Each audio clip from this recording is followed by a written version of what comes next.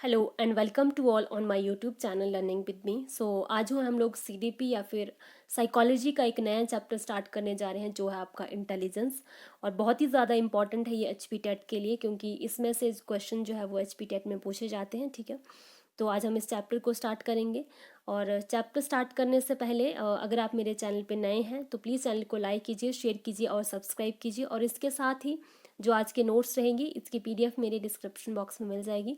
अगर आप लोगों को नोट्स डाउनलोड करने हैं तो वहाँ से आप लोग डाउनलोड कर सकते हैं। ठीक है, और बाकी जो बच्चे कह रहे हैं कि मैम हिंदी में भी हमें समझना है क्योंकि आप इंग्लिश का यूज़ या फिर इंग्लिश वर्ड यूज़ करते हैं, तो मैं पूरी कोशिश करूँगी आपको हिंदी में भी एक्सप्लेनेशन देने की।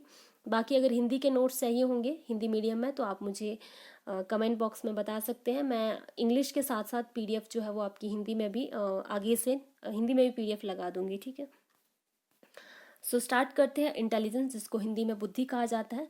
Man is consider the supreme due to intelligence. तो एक इंसान जो है वो बहुत ज़्यादा मतलब अलग माना जाता है बुद्धि की वजह से। ठीक है, some persons are high in intelligence. Some जो है वो मतलब कुछ लोग जो है वो बहुत ज़्यादा इंटेलिजेंट होते हैं, और कुछ जो है वो आपके कम होते हैं। जो ब्राइट होते हैं उनको बहुत ज़्यादा बेनिफिट मिलता है किसमें, एजुकेशन में। ठीक है, तो इंटेलिजेंस जो है वो विजिबल नहीं होती है डायरेक्टली, हम सिर्फ और सिर्फ उसका इफेक्ट ही जो है वो उसको विजिबल कर पाते हैं। तो intelligence is a ability to adjust oneself to a new situation. जो ये डेफिनेशन है वो दी गई थी आपकी 1914 में विलियम स्टर्न के द्वारा, जिसमें विलियम स्टर्न ने क्या कहा कि जो बुद्धि है वो एक ऐसी योग्यता है जिसके सहारे हम लोग जो है वो एक नई सिचुएशन, एक नई परिस्थिति में खुद को जो है वो समायोज कर सकते हैं, जो खुद का समायोजन कर सकते हैं, खुद को एडजस्ट कर सकते हैं। ठीक है, उसके बाद देखते हैं इंटेलिजेंस की definition. Intelligence is a type of ability and organisation of ability by which person become logic and has abstract thinking, work purposefully and can learn through sign and symbols and can adjust effectively with his environment। तो बुद्धि जो है वो एक प्रकार की ऐसी योग्यता है जो हमारी डिफरेंट योग्यताएं होती है उसको ऑर्गेनाइज करती है, और इसके सहारे एक पर्सन जो है वो आपकी एब्स्ट्रैक्ट थिंकिंग करना स्टार्ट करता है। ठीक है, और अच्छे से जो है वो काम करना शुरू करता है। अगर हिंदी में कहूँ तो ये जो डेफिनेशन है वो वेशलर के द्वारा दी गई थी 1939 ईस्वी में, जिसमें उन्होंने क्या कहा, बुद्धि एक समूचे सार्वजनिक क्षमता है जिसके सहारे व्यक्ति उद्देश्यपूर्ण क्रियाएं करता है, विवेकशील चिंतन करता है तथा वातावरण के साथ प्रभावकारी ढंग से जो है वो समायोजन करता है। इसके बाद हम देखेंगे टाइप्स ऑफ इंटेलिजेंस। हालांकि मैंने नोट्स में मेंशन नहीं किया है, ठीक है, क्योंकि मेरे जो नोट्स है वो बहुत पुराने हैं। तो टाइप्स ऑफ इंटेलिजेंस की बात करें तो 3 टाइप्स ऑफ इंटेलिजेंस दी गई थी आपकी ईएल थॉर्नडाइक के द्वारा। फर्स्ट था आपका सोशल इंटेलिजेंस। ठीक है, सेकेंड था आपका एब्स्ट्रैक्ट, और थर्ड था आपका कंक्रीट। ठीक है, कंक्रीट इंटेलिजेंस। फर्स्टली हम बात करेंगे सोशल इंटेलिजेंस की। सोशल इंटेलिजेंस क्या होता है, सामाजिक बुद्धि से तात्पर्य जो है वो वैसी सामान्य मानसिक क्षमता से होता है।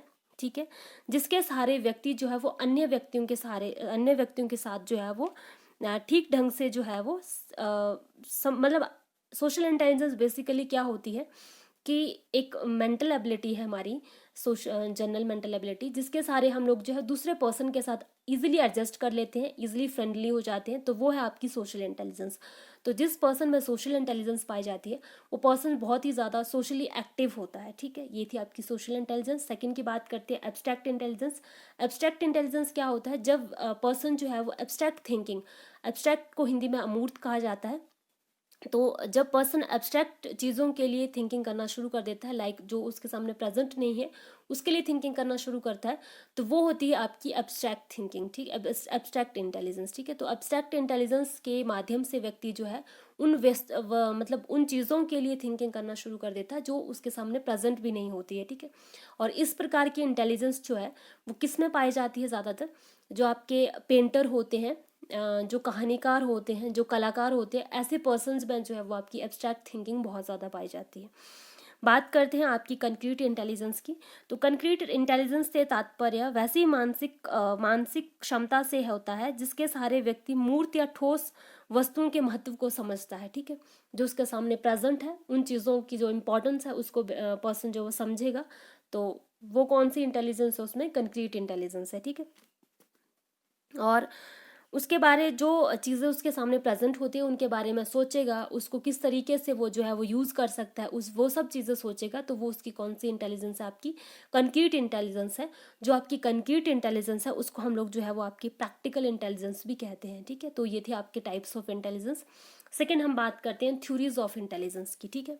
तो तीन थ्योरीज को हम लोग यहाँ पे डिस्कशन कर लेंगे, ठीक है। जो बाकी रिमेनिंग की थ्योरीज है उनको हम नेक्स्ट आने वाले वीडियो में डिस्कस करेंगे। फर्स्ट थ्योरी है यूनिफैक्टर थ्योरी, जिसको कि आपके यूनिटरी थ्योरी, ठीक है, या फिर मोनार्किक थ्योरी भी कहते हैं,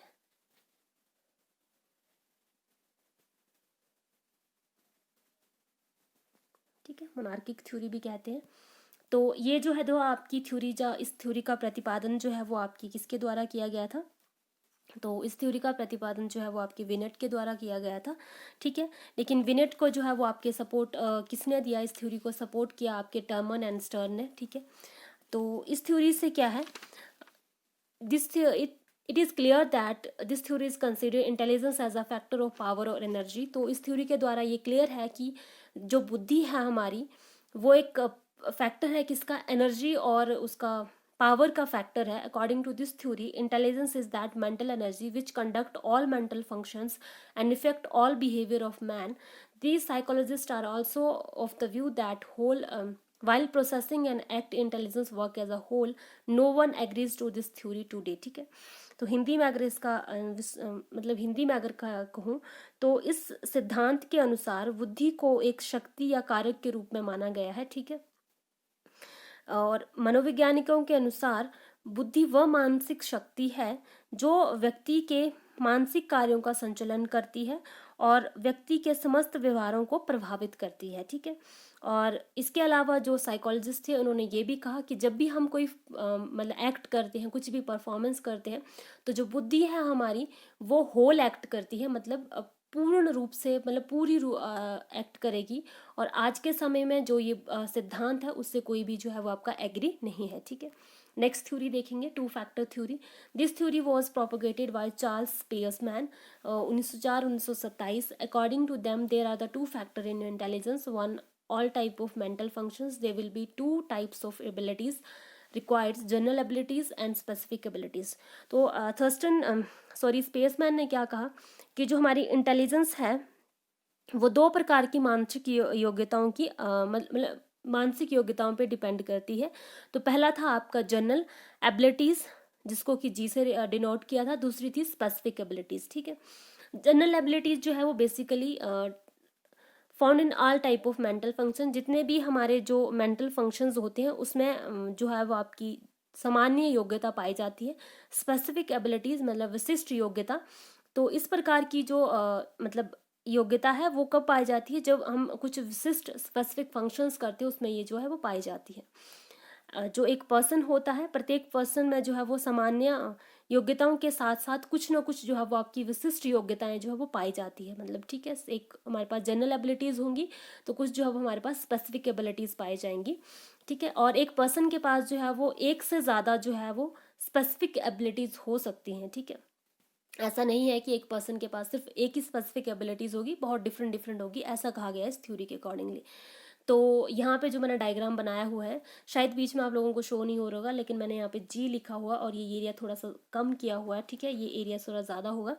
तो इसमें क्या है, तो जो आपका S1 एंड S2 रिप्रेजेंट किया हुआ है ये स्पेसिफिक एबिलिटीज़ है, ठीक है, डिफरेंट डिफरेंट है। लाइक मान लो ये मैथमेटिक्स की है, ठीक है, और आपके पास ये स्पेसिफिक एबिलिटीज़ जो है वो आपकी पेंटिंग की है, ठीक है। मतलब स्पेसिफिक एबिलिटीज़ आपके पास कुछ भी हो सकती है जो स्पेशल हो, ठीक है, बाकियों से स्पेशल हो। तो ये S1 जो है वो S2, दो स्पेसिफिक एबिलिटीज़ एक पर्सन के अंदर और बीच में आपका जनरल एबिलिटीज़ है।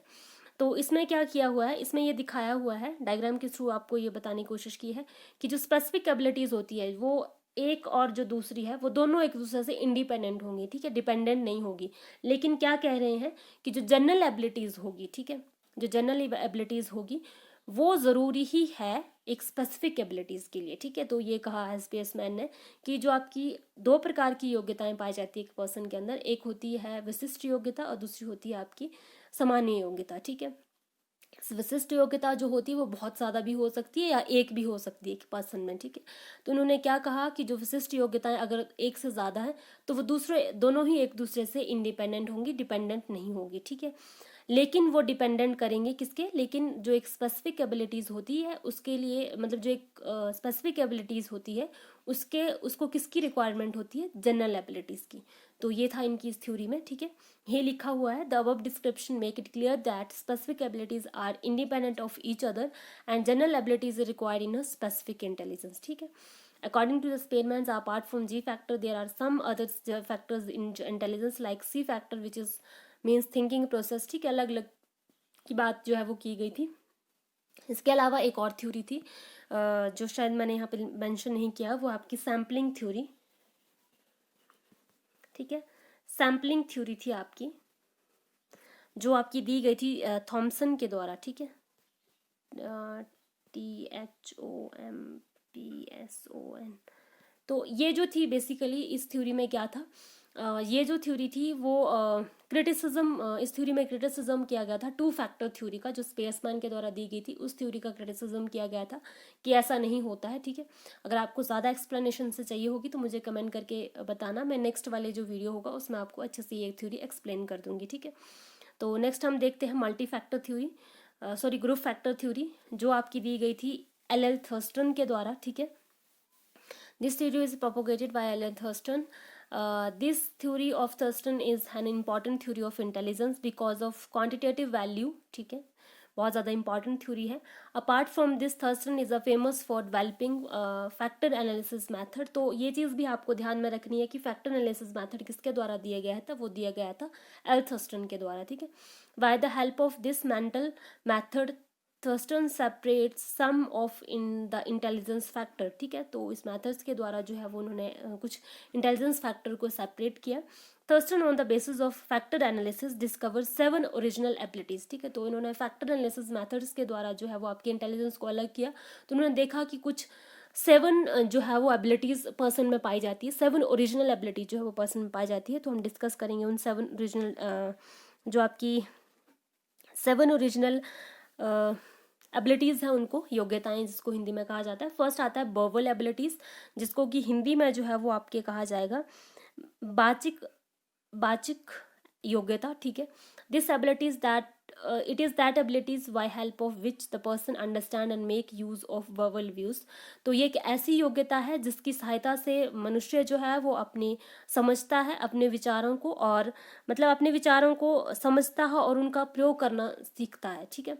मतलब ये वर्बल एबिलिटी क्या है, एक ऐसी एबिलिटी है जिसके द्वारा हमें ये पता चलता है कि जो शब्द है, जो मतलब वर्ड्स है, उनको हम समझेंगे और कहाँ पे उनका एक तरीके से उपयोग करना, ये सब जो है वो हम आता है, ठीक है।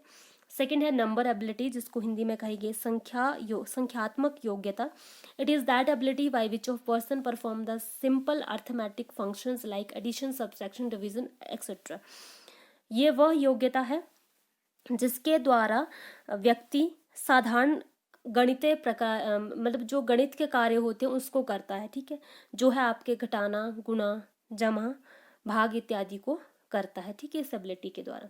स्पेशल एबिलिटी, जिसको कि हिंदी में कहेंगे वस्तु प्रशिक्षण योग्यता, ठीक है। तो वस्तु प्रशिक्षण योग्यता क्या है, bye the help of this ability the person perform special and understand special relation like in geometrical problems. तो इस योग्यता के द्वारा व्यक्ति वस्तु प्रशिक्षण करता है तथा वस्तु प्रशिक्षण संबंधी संबंधों को समझता है। मतलब इसमें क्या होगा, इस योग्यता के द्वारा पर्सन जो है वो एक मतलब जो आपकी थिंग्स होती है उनके बीच के रिलेशनशिप को फाइंड आउट करेगा, ठीक है, और अंडरस्टैंड करेगा उनके रिलेशनशिप वगैरह को, और इसके माध्यम से जो जैसे हमारी जो ज्योमेट्रिकल जो आपकी प्रॉब्लम्स होती है उनको भी हम सॉल्व करते हैं। Perceptual abilities, by the help of this ability person recognize the object and does it correct perception like recognition of words। तो ये क्या है, इस योग्यता के माध्यम से वस्तुओं को शीघ्र पहचानना तथा उनका शुद्ध प्रत्यक्षीकरण करना आता है, ठीक है। ये हमारे अंदर योग्यता होती है जिसके माध्यम से हम लोग जो है वो वस्तु को पहचानते हैं और उसका शुद्ध प्रत्यक्षीकरण करते हैं। लाइक ये इस चीज़ को एक ईजी वे से समझ सकते हैं, जैसे हम छोटे होते हैं, ठीक है, हमें ABC जो है वो सिखाया जाता है, तो हम जो है वो उस चीज़ को रिकॉग्नाइज करते हैं बाद में, और करेक्टली उस चीज़ को अगर बता पाते हैं कि हाँ ये A है ये B है, तो वो क्या है, आपकी परसेप्चुअल एबिलिटी है, ठीक है, जिसके माध्यम से आप ऐसा कर पा रहे हैं। उसके बाद memory ability, person learn by the help of this ability retain and gathering information. तो इसके माध्यम से जो है वो एक पर्सन जो सूचनाएं होती है उनको प्राप्त करता है और उनको जो है वो आपके इन्फॉर्मेशन को गैदर करके रखता है, ठीक है, तो वो है आपकी memory ability. Reasoning ability, person perceive the इनेट object by the help of this ability and makes use of it by the help of person retain it past experiences and make their use in problem solving। तो इसमें योग्यता के माध्यम से जो है जो person होता है, जो मतलब उसके पास पहले से कुछ एक्सपीरियंसेस होते हैं, उनको जो है वो आपके रिटेन करके जिसको उसको उन्होंने रखा होता है, तो उसका यूज़ करना सीखता है, किसमें, जो उसको प्रेजेंट में प्रॉब्लम आ रही है उसके लिए, मतलब रीजनिंग लगाता है, वो किसी चीज़ को लेके जो है वो रीजनिंग करेगा, like why the sky is blue, क्यों है ऐसा, किसी लिए है।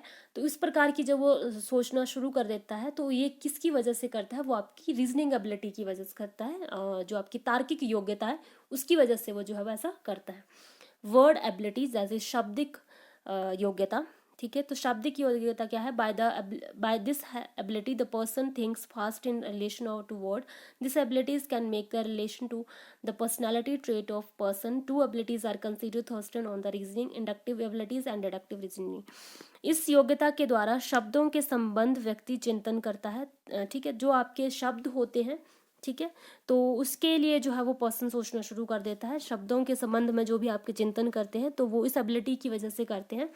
और थर्स्टन के अध्ययन के आधार पर, जो आपने थर्स्टन ने स्टडीज की थी उसके बेसिस पे जो आपकी तर्क शक्ति होती है, ठीक है, उसकी दो योग्यताएं मानी जाती है, वो है आपका इंडक्टिव एबिलिटी और दूसरी है आपकी डिडक्टिव एबिलिटीज। तो आज की वीडियो में बस इतना ही। प्लीज़ चैनल को लाइक कीजिए, शेयर कीजिए एंड सब्सक्राइब कीजिए।